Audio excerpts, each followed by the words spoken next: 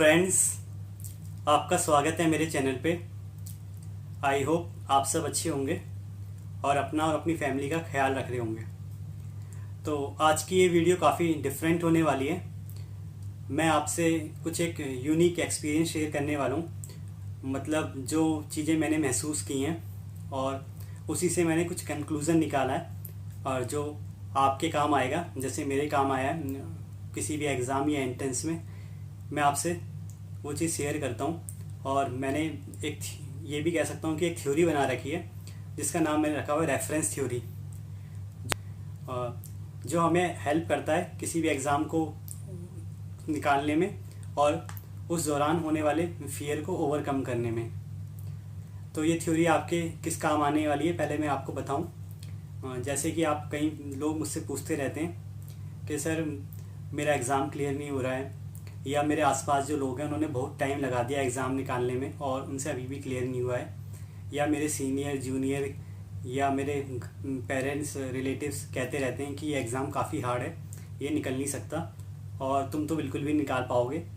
तो इसी चीज़ को कैसे ओवरकम करना है और इसी नेगेटिविटी को कैसे ख़त्म करना है और कैसे आप इस थ्योरी का यूज़ करके एग्ज़ाम निकाल सकते हैं और कैसे मैंने भी एग्ज़ाम निकाला है, तो आज मैं आपको ये पूरा समझाता हूँ।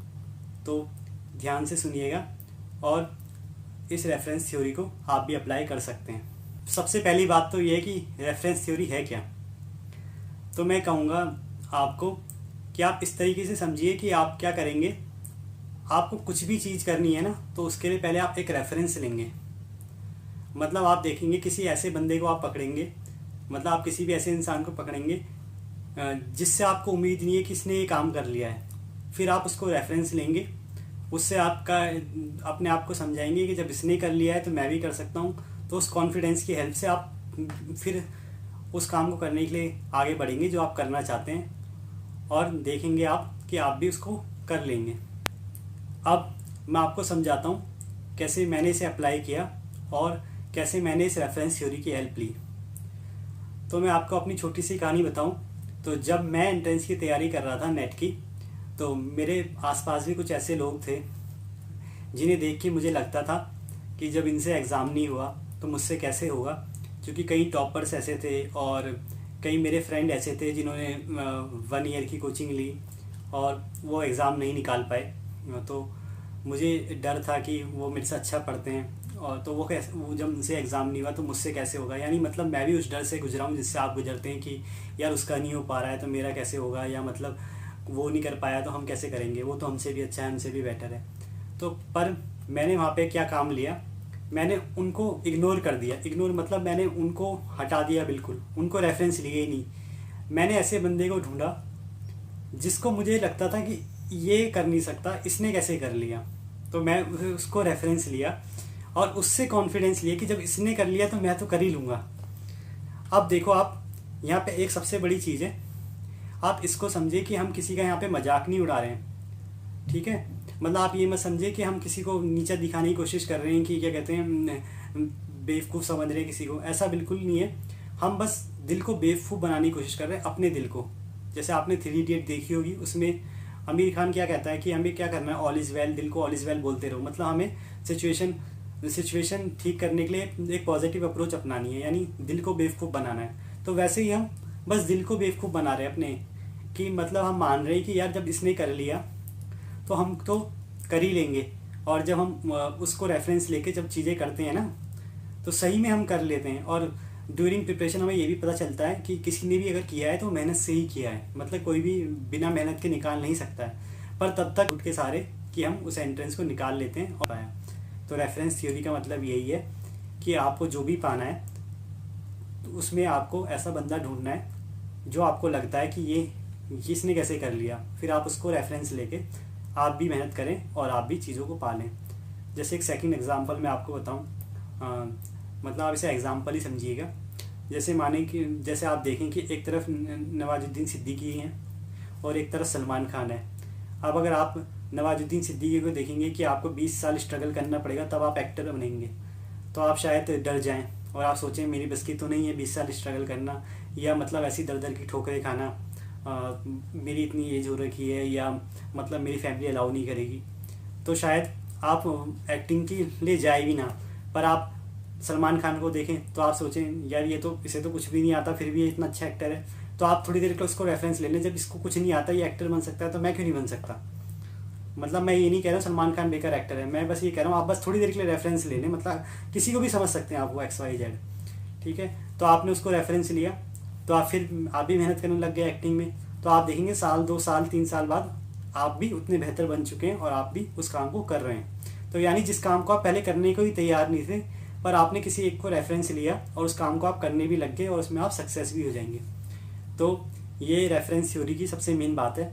यानी आपको किसी ऐसे एक बंदे को पकड़ना है जिसको आप कमज़ोर समझते हैं उस फील्ड में, और उसी के रेफरेंस से आप आगे बढ़ सकते। अब 3 बातें यहाँ निकल के आती हैं जिसका आपको ध्यान रखना है। फर्स्ट, आप किसी को भी रेफरेंस ले सकते हैं जिसको भी आप समझते हैं कि ये आपसे कमज़ोर है। अब देखो प्लीज़ ये मत समझना कि ये कोई गिल्ट की बात है, हम किसी को कमज़ोर समझ रहे हैं या किसी का मजाक उड़ा रहे हैं। देखो हम बस ये अपने दिल को बेवकूफ़ बना रहे हैं या दिमाग को बेवकूफ़ बना रहे हैं, ये समझो। और ये सिर्फ हम अपनी भलाई के लिए कर रहे हैं, यानी ये बात सिर्फ हम तक सीमित है।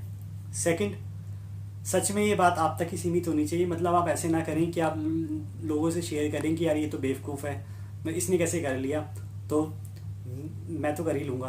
क्योंकि इससे क्या होगा, जब भी आप किसी को डिमोरलाइज करते हैं ना या गिराते हैं, तो याद रखना वही आपके पास बैक लौट के आता है। तो प्लीज़ आप ऐसा ना करें, किसी के साथ किसी की बेइज्जती ना उड़ाएं या किसी को गलत ना कहें। क्योंकि अगर आप जिस फील्ड में कुछ करना चाहते हैं और उसी फील्ड के लोगों का आप मजाक उड़ाते हैं, तो यानी आप कि उनकी मेहनत को कुछ नहीं समझते हैं और अब ये आपके घमंड के रूप में भी आगे आ सकता है। थर्ड चीज़ है, देखो हम जिनको होशियार मानते थे अगर वो नहीं कर पाए हैं तो हमें ये नहीं सोचना चाहिए कि क्या कहते हैं करने के बाद कि वो बहुत बेवकूफ़ हैं या मतलब हम ज़्यादा बेटर हैं। मैं आपसे सच बताऊं तो जिनको मैंने पहले सोचा था कि ये नहीं कर पाए हैं तो मेरे को इनको इग्नोर करना चाहिए, वो अभी भी अच्छा कर रहे हैं और बहुत अच्छा कर रहे हैं। तो मतलब हम कभी भी किसी का मजाक नहीं उड़ा रहे हैं यहाँ पे, और ना हमें घमंड में आना है, हमें बस अपने फ़ायदे के लिए काम करना है, तो हम कुछ भी कर सकते हैं, ठीक है। तो आपको उनकी भी रिस्पेक्ट करनी है जो आपसे पीछे हैं, आपको उनकी भी रिस्पेक्ट करनी है जो आपसे आगे हैं, तो दोनों की हमेशा रिस्पेक्ट करनी है। तो ये चीज़ भी ज़रूर आप सीखना। लास्ट है कि यानी ओवरऑल हमें इससे ये सीखने को मिलता है कि हम कभी कभी ज़्यादा कठिन चीज़ों को देख के डर जाते हैं, तो हमें एक दूसरा रास्ता लेना होता है जो काफ़ी आसान होता है, और या हम उसे आसान मान के चलते हैं चाहे वो बाद में कठिन क्यों ना निकले।